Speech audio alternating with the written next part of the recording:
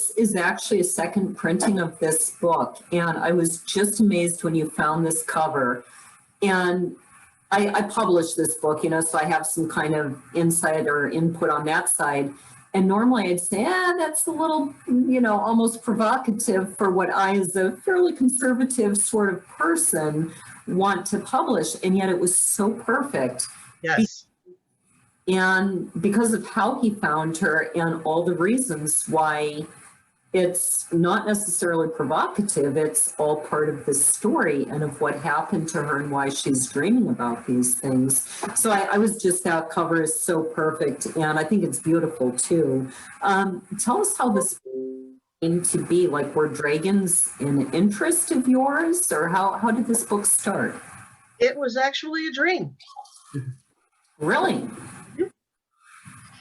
It was a dream I had about 30 years ago, and at that time I had been writing a lot, so I wrote the story as a short story and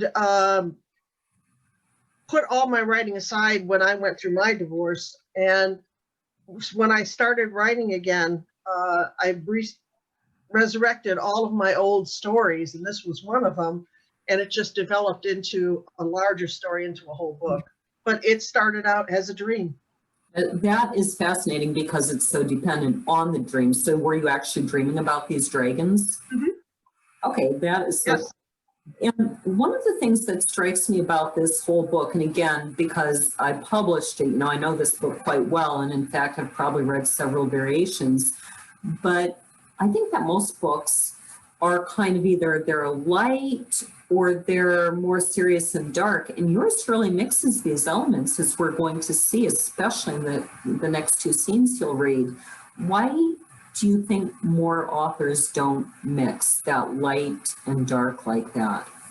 Well, I think part of the mixing for us comes from the fact that we're both writing it, because the darkness, I think, comes more from my being, and the comedy, Mike being a comedian, he brought that in. So I think it's a kind of like a measuring of meshing of ourselves, Well, and I like it because I think it's very true to life. And, as much as I may like many other books, this is part of what I think is a little distinct about mine, is that Sean is very funny and witty and sarcastic and irreverent, and yet they're very, very serious, and even bloody and gory things happening because he's in the middle of a war, and I think that's true to life.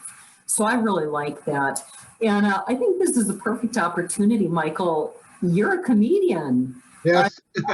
About your geriatric Elvis impressions in Las Vegas. Yes. Well, it's the idea came. I'm a big Elvis fan, and actually, I was listening. This is back in the '90s. I was listening to Elvis all day. I used to be a FedEx courier, listening to All Shook Up. My hands are shaking. My knees are weak. Right. So, and I was thinking about, there were so many impersonators after Elvis died. Right. I mean, and a lot of these impersonators were getting kind of long in the tooth themselves. So anyway, originally I was just making fun of these impersonators. Anyway, so Geriatric King came along. I started parodying his songs, Geriatric Rock, Are You Lucid Tonight, things of that nature. So I got a white Elvis wig, a gold walker, and a jumpsuit, and I got an oxygen mask behind the cape. So I do old folks' homes and places on the Strip and stuff like that, wherever I can get booked. I do also stand-up comedy and movies. I've been doing some. Actually, the Elvis character has been in a lot of different small short films, and and that's been a lot of fun. And the films have gone on to win awards and things. So congratulations! Do you write your own parodies then? Yeah. Yes. Yeah. So do you play the music too?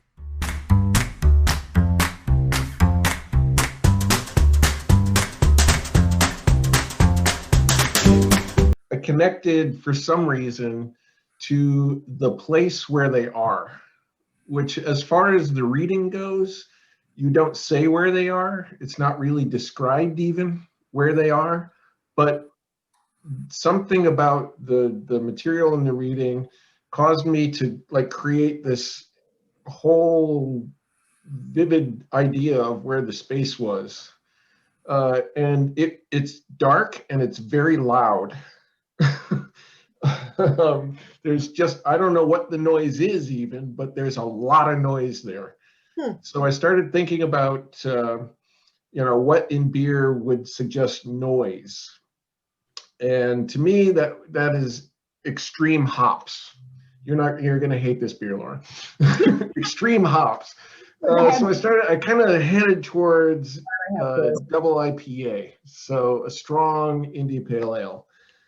And then, as I was shopping today, I just happened to find one from War Pigs Brewing called Chaos Monger, which kind of took me to the villain character in The Thing, who seems to be kind of a chaos monger. I just have to interrupt and read this little blurb on the can here. Yeah, it says, the arduous road to hop enlightenment is wrought with chaos. Let the sentinel chaos monger be your beacon to finding beer of character. Dun, dun, dun. So what's interesting about this, aside from the fact that that's why I chose it to pair with this, so it was both the beer and the name. So War Pigs is a collaboration project of Mikkeller, which is a Danish brewery, and Three Floyds in Indiana.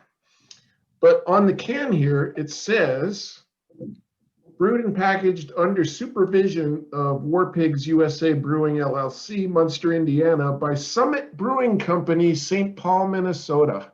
And look at these kind of scary looking characters on the. Oh, yeah. Yeah, I think that fits the scene very, very well. Yes, I do too. Good choice. All And right. I'm guessing you hate this, Laura. Well, you notice I only poured a very working. Maybe, so this is a beer that we would, in the beer world, would describe as dank. Dang. So hops are in the same family as marijuana. And so we've started borrowing terminology. And so this is a dank beer because there's some definite weed aromas there. Interesting. Cheers. Cheers. Yeah. Oh, she didn't like that. You have foisted on me. I hate this one the worst. Oh, I'm sure. This is not a beer you're going to like at all. I'm not super crazy about this beer because hops aren't necessarily my thing, but I don't hate it. It looked like all for the sake of literature, right? I think that's got to be one of your outtakes on the YouTube channel. Oh, yeah. it looks like you accidentally drank somebody's urine sample.